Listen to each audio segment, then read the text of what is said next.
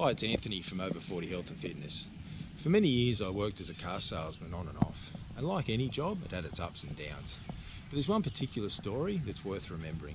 I was finishing up some paperwork with a young couple when I noticed a family walk onto the yard. It was probably about 10 minutes or so till I was able to get out there and ask them if they needed some help. And when I did, the dad quickly jumped in and said, "No, I don't need any help." Now, when you're a car salesman, they're not only paying you to sell cars, they're paying you to be persistent. So if you give up after the first rejection, you're probably not going to make it. So I asked a couple more questions, and finally he told me to F off. Now, that's not very common. You don't hear that very much. And I think soon as he said it, he realised he shouldn't have said it. Anyway, I walked back inside. Now, this is the reason why I remember this particular story for what happened next. I guess it would have been 15 or 20 minutes later. He walked back inside, or he came inside, looking for someone to talk to, and I know he didn't want to talk to me. He could see me there, but he was looking around for someone else, but the other guy I was working with was busy, so he had no choice. He had to come over to me. And he did so. He came over and he said, "Look, mate, can I have a look at this car a bit further? I'd like to get the keys and start it up, would that be okay?" And he was quite nice. So I grabbed the keys for him. I went outside, and him and his wife were very nice. I mean, I hadn't had any issue with her, but he was probably being overly nice after the awkward moment that we'd had.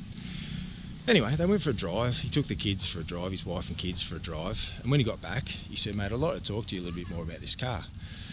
So that's cool. Grabbed the keys, and his wife and daughters started to walk inside. And then he called me back, and he said, "Mate, I'd just like to say I'm really, really sorry for what I said to you. I shouldn't have said it, and I really regret saying it to you. I hope you accept my apology. I'm really sorry, mate."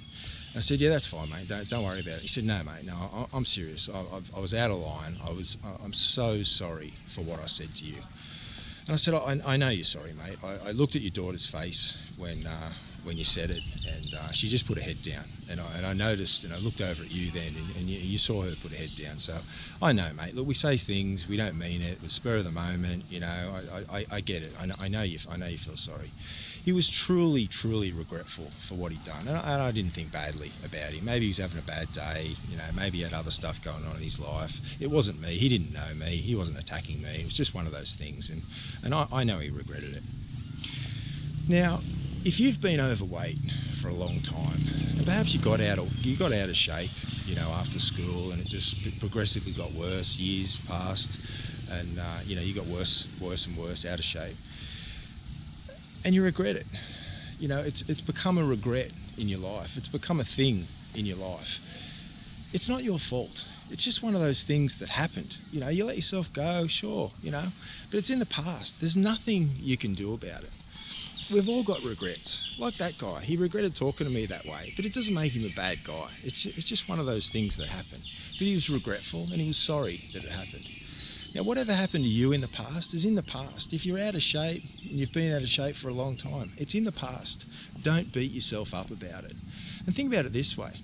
When you do finally get back on the bike, or start walking again, or whatever exercise it is you like to do, or train with some weights, this will be your story. This will be the story of how you got out of shape and then got back in shape. It'll be your story. So what's currently a weakness, in that you're overweight, when you get back in shape, it'll be a success. So you'll turn a weakness into a success. But don't beat yourself up about it. It's just one of those things that happen, and you can get over it. Over40healthfitness.com